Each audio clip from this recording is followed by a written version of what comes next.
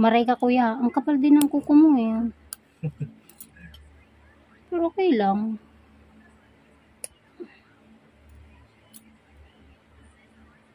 Sakit? Dito.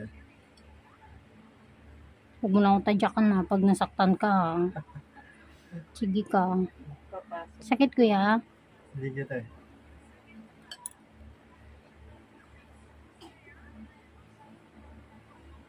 Sakit? Hindi. Nagsangit na eh.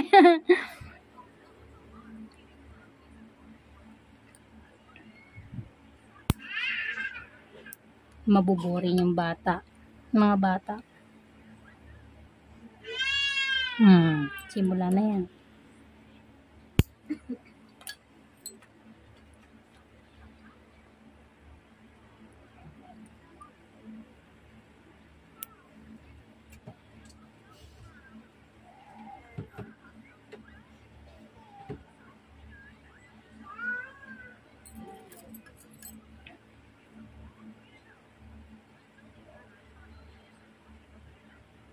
Kagabi hindi ka na naglinis.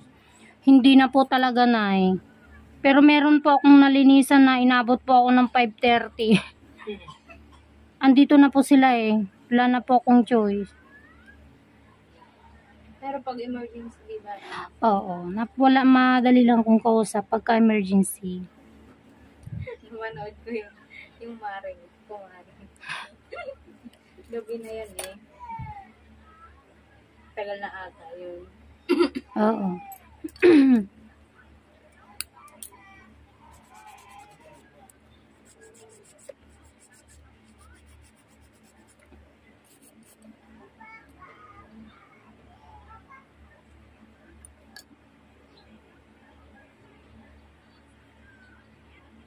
Sakit kuya.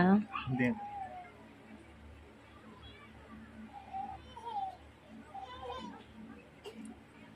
Sa mga salon, hindi na natatanong kung ano, kung masakit eh.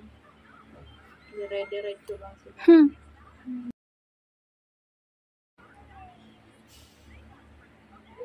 Pag nadugo na lang, yun naman tatanong. Masakit. Pero may nakita na din naman ako na ano, ay may nakakwento din naman na sa akin na meron din silang salon na pinapasukan na okay. Kaya lang yung tao na yon wala na.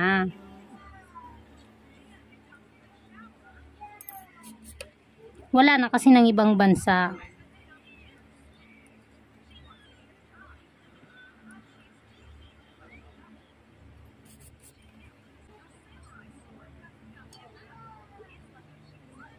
Pag tutubo yan ate, ganyan pa rin. Aling Ay, ganyan? yung ganyan.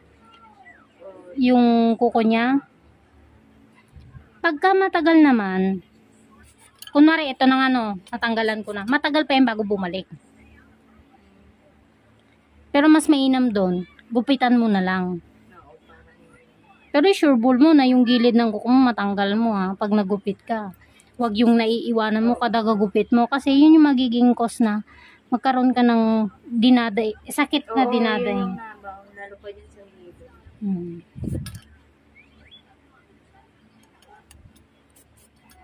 Enjoy na yun. Nubentok ka na. Enjoy na. Baka sabihin mo, matatapos na, ayaw ka umalis. Para naman makaupo na kami.